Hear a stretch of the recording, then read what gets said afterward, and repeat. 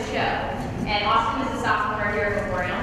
And basically, what we have to do at a regional is we are required to set up our show, perform, tear down our show in 45 minutes.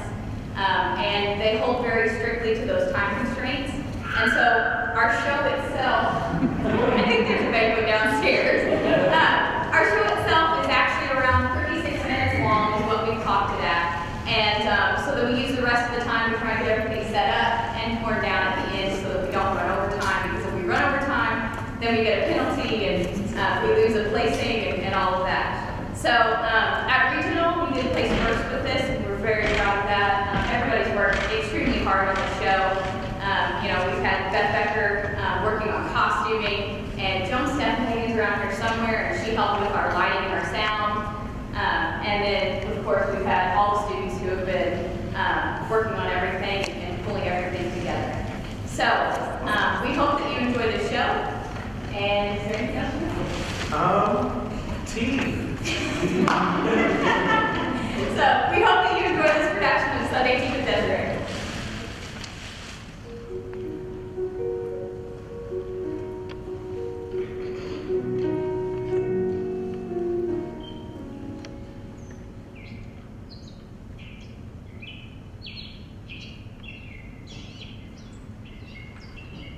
On pleasant summer Sundays such as today, my wife prefers to entertain our guests on the lawn, where we will have refreshments prepared and placed on a tea cart ready for you to serve. Yes, sir. You aren't apt to be done conversation, of course.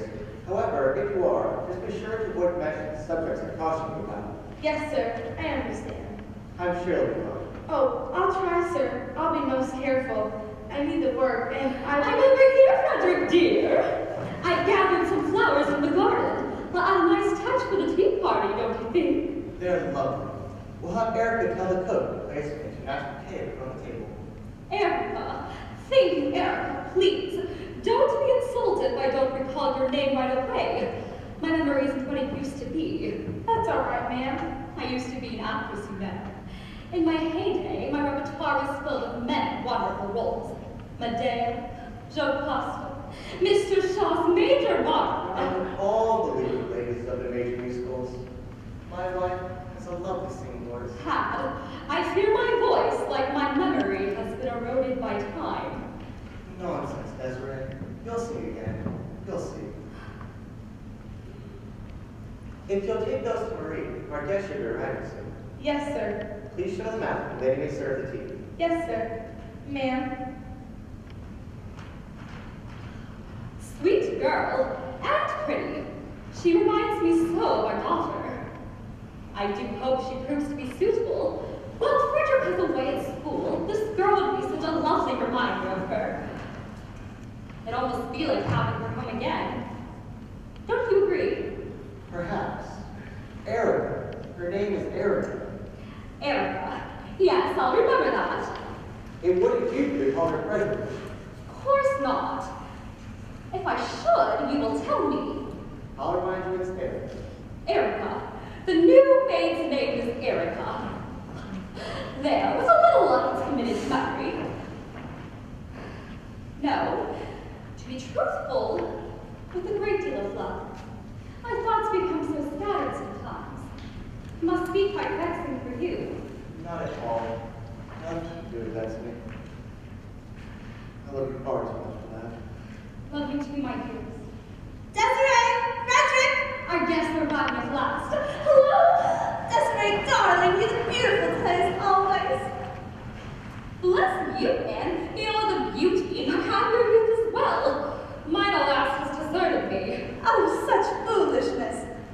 Think of your youth as a rosebud that has now blossomed into full flower. Oh. Well put. Good afternoon, Frederick.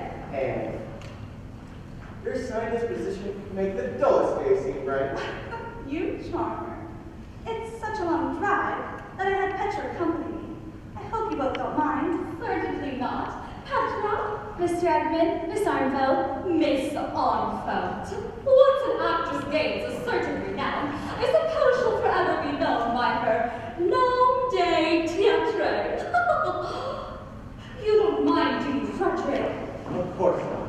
You deserve your fame, my I concur wholeheartedly. Well, if you insist.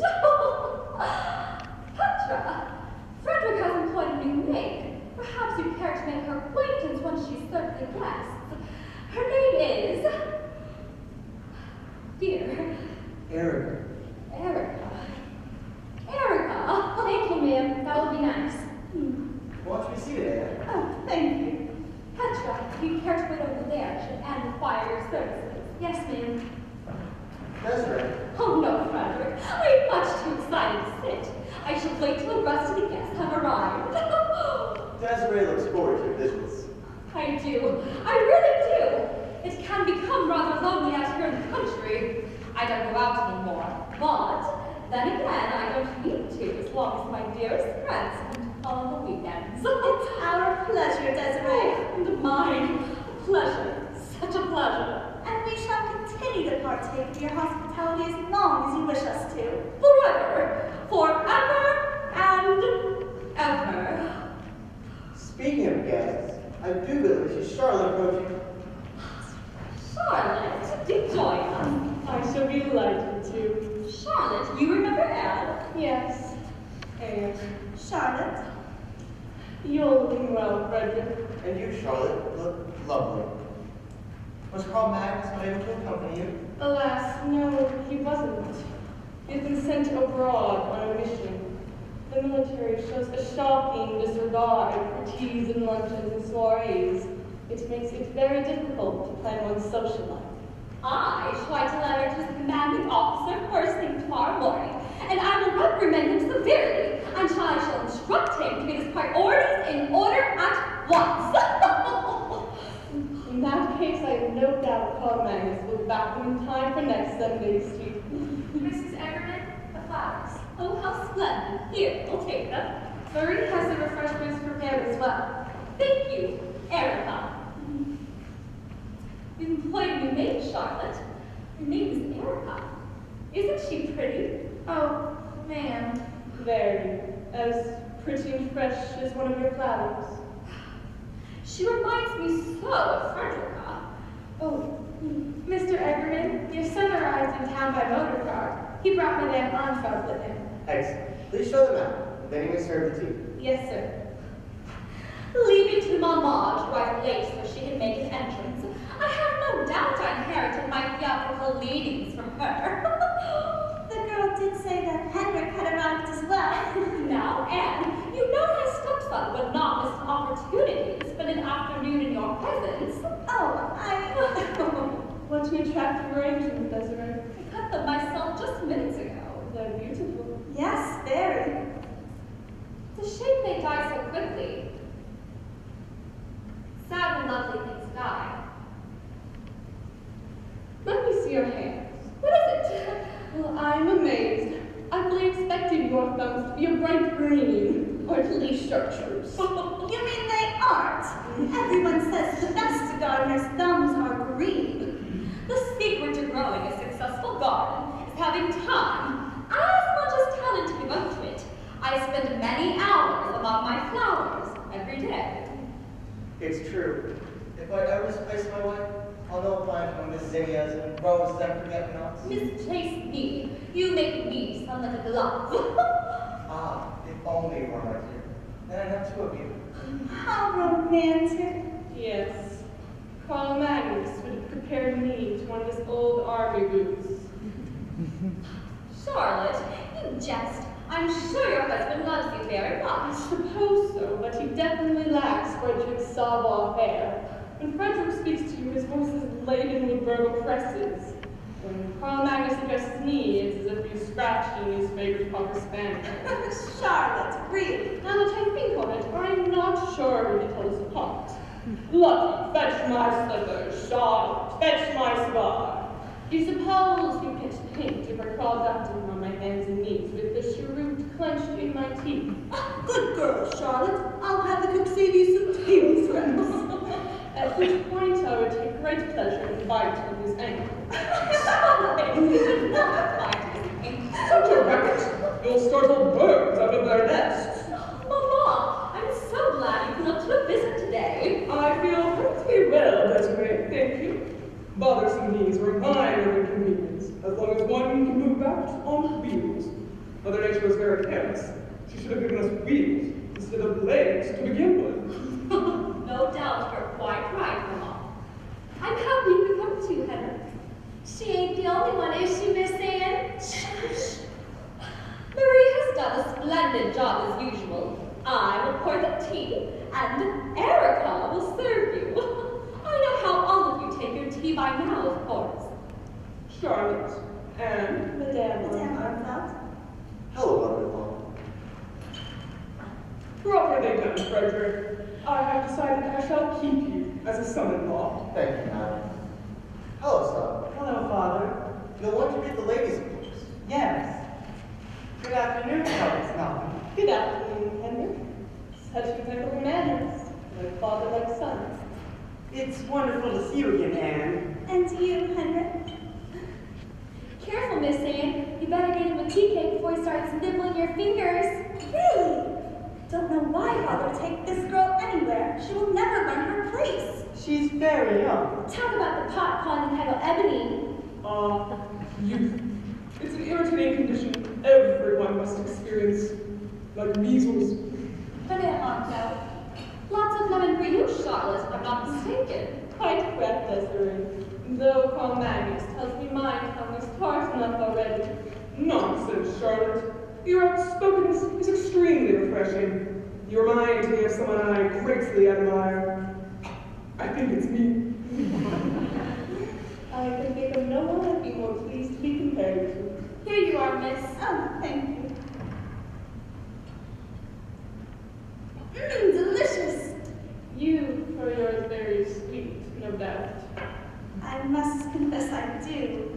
Although I find it rather difficult to maintain a slim waistline and a sweet tooth at the same time. Oh, your figure is perfect, Anne. I'm sure we all agree. Yes, perfect.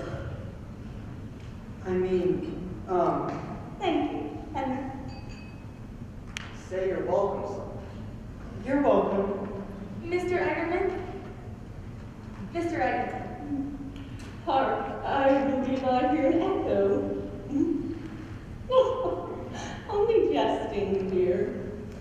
I have my tea. You may serve the foodstuffs. Yes, ma'am. Now, Mamma, ladies, you must tell me all that has happened in town this week. You know I rely on you to keep me informed of all the events one must know in order to be au courant. That's French for current events. I knew that. Well, I kind of guessed it. I shall start. You remember Jenny Parker, the banker's wife? I heard she left Mr. Parker and ran off with a younger man. No, who is he? Albert Teasdale. He's a motor car salesperson. I'm astonished. So was Mr. Parker. They drove off into the sunset in suits, belching petroleum fumes all the way. The vehicle, not the lovers. Oh. You all know how I detest gossip, but if you're going to repeat it, young lady, at least be thorough. Did Mrs. Parker abscond with her husband's fortune? The family heirlooms? What? I heard she only took the clothes on her back. Not only is the woman impetuous, she's abysmally foolish as well. I can't imagine her young Lothario would have a great deal of wealth. Whatever will they do when they run out of money? Or gasoline. I suppose they shall have to live on love. A diet guaranteed to result in severe indigestion. My motto has always been, romance is fine, but I prefer to die. In other words, follow your heart, but don't forget your paw. Nicely phrased, Charlotte. To give credit where it's due, I seem to recall being an unfortunate for you. Wow, there's enough food there to feed a small nation. Desiree always mails her leftovers to Bulgaria. Erica, the young luminous Petra, Miss Anne's maid. As there is plenty of food and drink, why don't you serve yourselves and get acquainted? Thank you, Mrs. Eggerman. You're much generous. Yeah, thanks a lot. My stomach was about to grumble and it ain't a pleasant sound. Really, Petra? You'll make everyone think I feed you nothing but water and occasionally an old bone. Sorry, Miss Anne. She does toss us servants a nice hunk of gristle on the holidays and such. impudent girl. And you, Desiree, inviting the staff to join us at tea. If society crashes down upon our heads, it will be because of actions such as yours. I urge you to have some sense of decorum. Where did I go amiss? I'm sorry, Mama, but working in the theater altered my views on past structure. There, the lowly stagehand is just as important as the star when the curtain goes up. Besides which, if you upset him, the stagehand, you all will stand back on your head. I would welcome such an interruption in some of the productions I've been forced to be in. Such as the Scottish play. Indeed. What a terrible experience that was. What Scottish play? Petra, my dear, not involved in Shakespeare's tragedy about the young Scottishman and his ambitious wife. Albert speaks of the title aloud. It's bad luck. I don't even say the title when I'm not involved in a production. What play? I believe they're referring to... Oh, is that the one where Lady Macbeth comes out onto her balcony with an apple, peeling it with a knife? But there's a bad spot on it, so she says, out, out, damn spot. And then Lord Macbeth is down in the garden hiding in the bushes, and he jumps out and says, friends, Romans, countrymen. And it startles Lady Macbeth, and she falls off the balcony and onto the knife and kills herself. If you feel the earth tremor, it is Mr. Shakespeare revolving in his grave. Desiree, that reminds me. I recently saw old, what's his name, the dreadful actor who played Lord M opposite you in, you know, that play. He said the experience was so horrible he'll never tread the boards again. So you see, some good did come from that fiasco. I ought to send him a thank you note on behalf of all the leading ladies of the world. He was a nice enough fellow, but a terrible actor. During one performance, I had to gently, but firmly, push him off stage. That happened the evening I attended. If memory serves me correctly, you received a round of applause for aiding in his departure. I'm sure she did. I was there with you. I started it. Oh, Charlotte, I wish I could be as old as you. Perhaps you will be when you're as old as I. And when you're as old as I am, you can say anything at all that comes into your head. It's a small compensation for being older than God. Please excuse Henry and I. We had a business matter to discuss. You men and your business dealings. I have no doubt that the cavemen left their mates on the fire to discuss their next saber-toothed tiger hunt. It's such those discussions that keep you in furs, my dear. Touche, Desiree. You've met your match, brother. Mystery's real clever. I noticed that. Furs, do feel free to continue your conversation and to make mine meek. I offer you my most humble apology. You are quite a joy to verbal fencing. Your mother is very proud of you, my own. I concede. My wife has the quickest wit in the family. And you are the superior tiger hunter. Oh, what a wonderful pair we made. Are you paying close attention, Henrik? You'll need to know these things when you are married. Huh? Married? That word sure caught his attention, huh? I don't think I ever saw a teacup dance before. Mr. Eggerman, may I pour you a fresh cup of tea? No, thank you, Erica. One cup is sufficient. I'll take those for you. May I serve anyone else? You may collect our teacups as well, Erica. Yes, ma'am. That was most refreshing. Indeed. Everything was delicious, Desiree. My compliments to Marie. I'll relay your sentiments to her. In fact, I'm so full. I fear if I don't move about a little, I'll curl up like a lazy kitten and fall sound asleep. If anyone would care to join me in a stroll, I will. Why does that not surprise me? why Henrik felt down to be the volunteer. It would be my pleasure. And mine. Why don't we go see what new buds Desiree's coaxed into bloom this week? If you'll excuse us. Of course. Watch out for them bees! My Uncle Harry was sniffing a gladiolus once, and a bee flew out of him right up into his nose. Really, Petra? Well, it did. Mine too. Uncle Harry hasn't smelled since. Is it just me, or did that statement sound rather peculiar? Madam Markfeld, you know what I meant. We understand what you mean, Petra, but sometimes you express yourself in such an amusing manner. Please don't mistake our laughter for ridicule. Oh, I don't, sir. You folks are real nice. You don't act highfalutin like some of Miss Anne's other friends. The royalty are the worst. Excepting yourself, Countess Malcolm, you keep your nose nice and level, unlike some others I could mention. What a sweet remark you to make. Actually, I did try walking around with it elevated, but I kept bumping into the furniture. And the working class thinks we have it easy. Mr. Eggerman, shall I? Yes, we need to keep things through. Yes, sir. Mamma, I received a letter from Frederica yesterday. She's doing well, I trust. Extremely. Her grades are exemplary.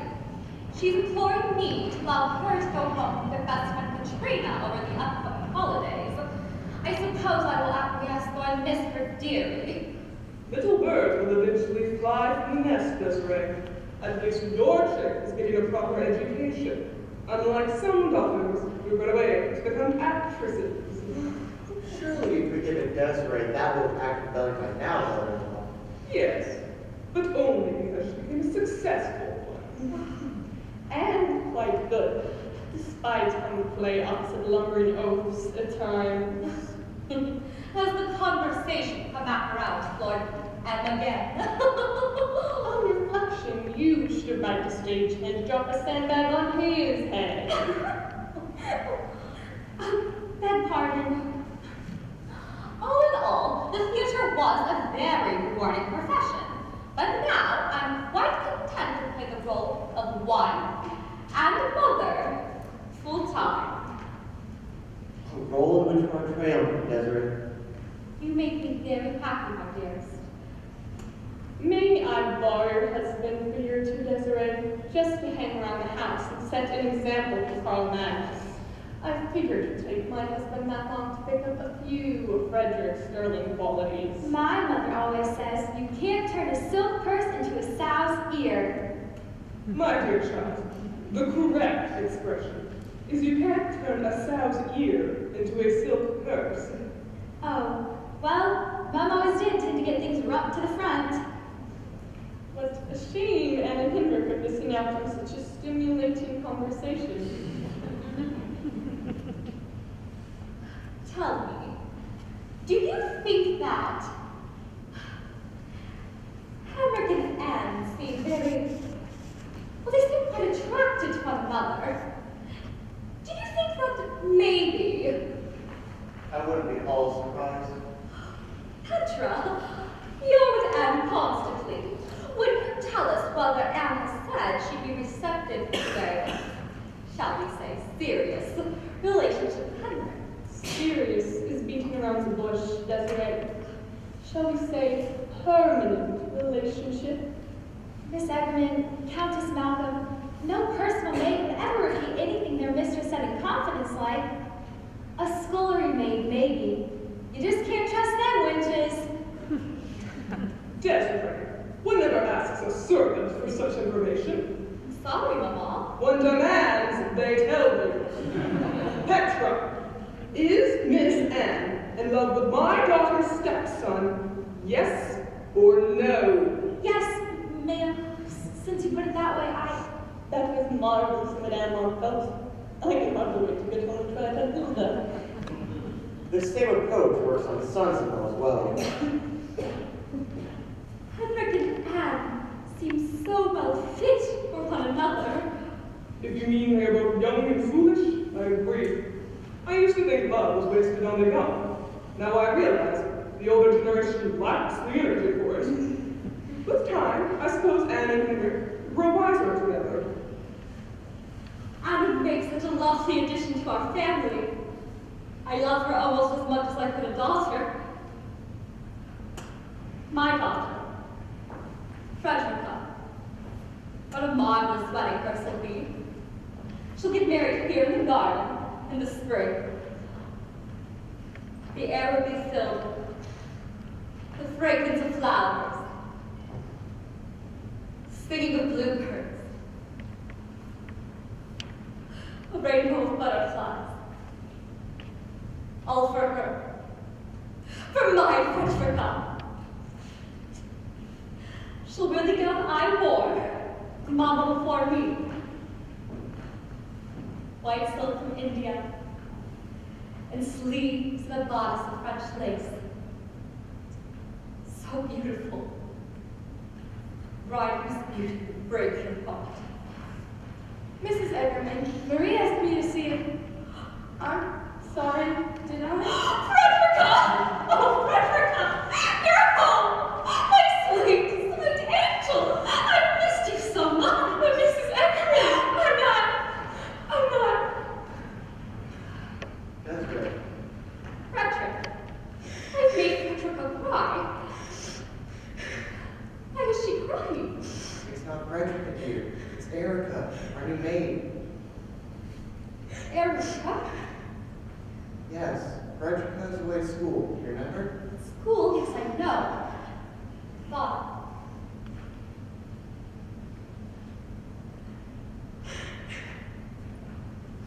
No. You're not Frederica. So sorry. I didn't mean to make you cry. Why are you crying?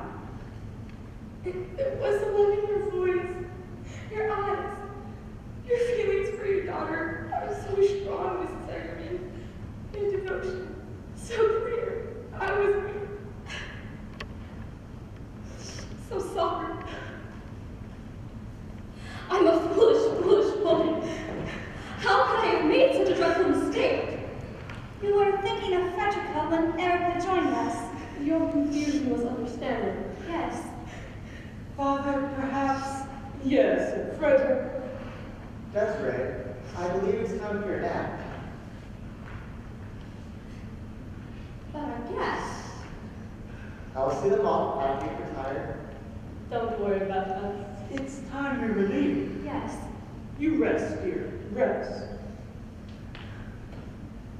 If you think I should.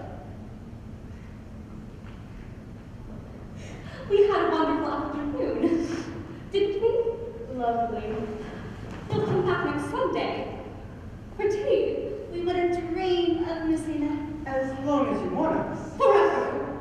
Forever and ever. Come, dear. Excuse us.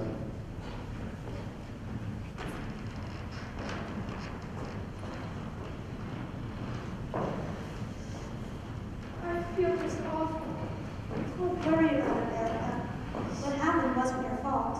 No, it wasn't. It doesn't happen often, but sometimes she. You'll get used to it. We did. After a while, it'll become second nature to you. Her daughter. Is there much of a resemblance?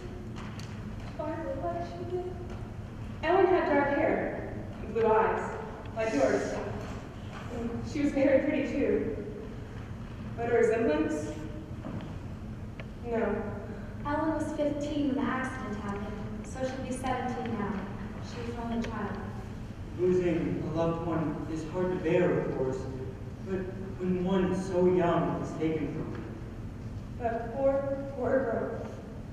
Barbara was shattered, completely destroyed, really devastated. I think Paul might have lost his mind as well, if he hadn't had to worry about Barbara. He sold his medical practice and retired. He didn't care for Barbara full time. He's been a tower of strength for her. Without him. Dr. Larson told me how it happened. The car crash, I mean. He said you were all with your friends, acting in a theater. Yes, Stephen Sondheim's A Little Night Music, down at the community theater in town. As the characters you saw us impersonate today. It was closing night, the final performance. Someone called Well, the stage manager told Barbara and Paul, told all of us. It was the most horrible moment of my life. Our baby, Sally's mine, had just had her first birthday. We hadn't done a play together in over a year. It had been such a joy. Barbara was a marvelous Desiree. Dr. Larson said she used to sing. She did, beautifully. The rest of us have pretty decent voices, but Barbara's is truly beautiful. One of our goals is to try to get her to sing again. Oh, don't mind me. I love walking barefoot on Paul's lawn.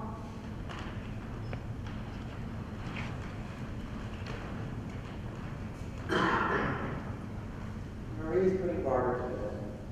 I gave her a shot. She's quite calm. Dr. Larson, I'm sorry. I'll try not to let my emotions get the best of me again. It's just so sad. We know. It's sad for us too, even though we played out the Sunday charade for 2 years.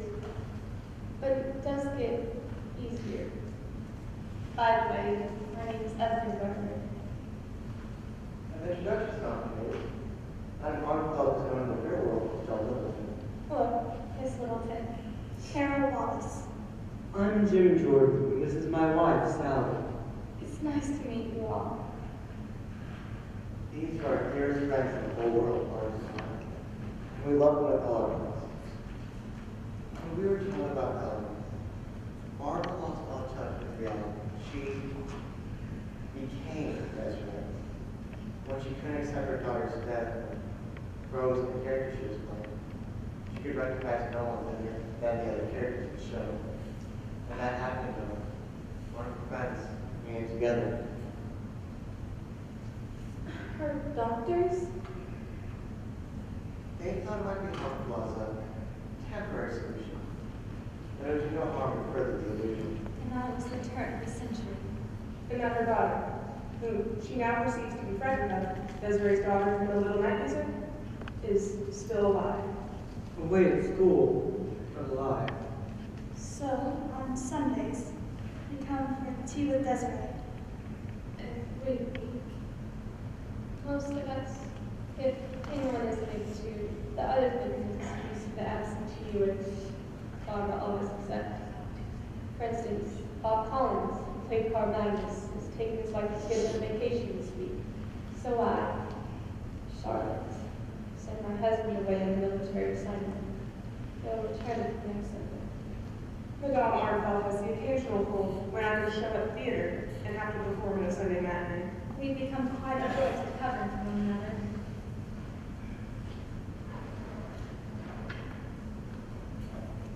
So, Mrs. Larson truly believes you're the characters you're playing, isn't she? Yes and no. Desiree thinks Anne is a silly twit, but Barbara cares for me as much as I do her, so our relationship is not quite the same as our plays and characters. That's true for several of us. While Frederick and Desiree end up together, they aren't married or anything. I thank God this past house and my wife, otherwise this potential deception wouldn't be possible. It's also fortunate that you already know this lovely estate in the country without the isolation it affords. How was it, by the way? The internet, moving to the moon. I had the TVs and radios and such moved, but one can't cut oneself off from the modern world entirely. I soon enough realized that Barbara can ignore, tune out, anything that doesn't fit her perception of Desiree's universe. Such as Mary's kitchen appliances. Exactly. I write Barbara a letter from Frederick each week. She doesn't notice the postmark is local rather than from Switzerland, where she believes her daughter is away at school. Barbara perceives the world as she wishes to. No, as she has to in order to function. Can't she?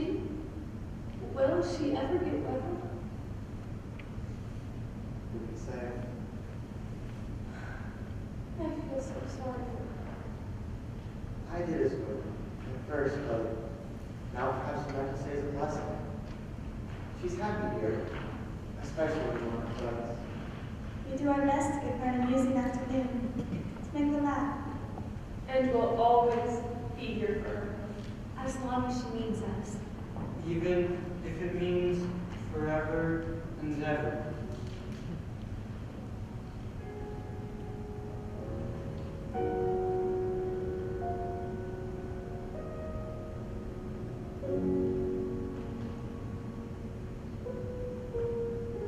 Shall we?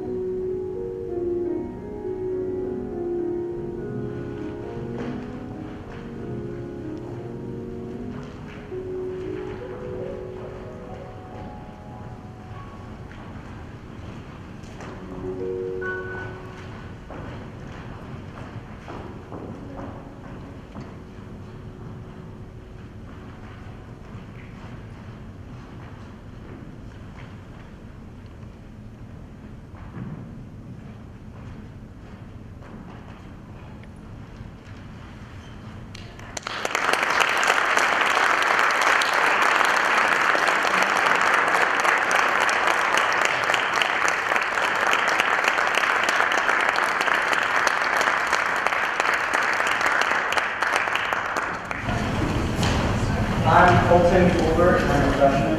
I'm Bailey Daniels, I'm a senior. I'm Brianna Higgin, and I'm a senior. I'm Noelle Becker, and I'm a senior. I'm Kate Marbury, I'm a junior. I'm Anisha Wolford, and I'm a junior. I'm Anna Zimmerman, and I'm a senior. I'm Andrew Nick, and I'm a sophomore. I'm Melissa Wheeler and I'm a junior. I'm Amanda Lawyer, and I'm a senior. I'm Gabrielle McNeil, and I'm a sophomore. I'm Olivia Daner and I'm a sophomore. All right. Thank you very much for coming out to support us this evening. We performed, and we've got a crazy performance slot on Saturday night at 8:45 p.m. So hopefully we'll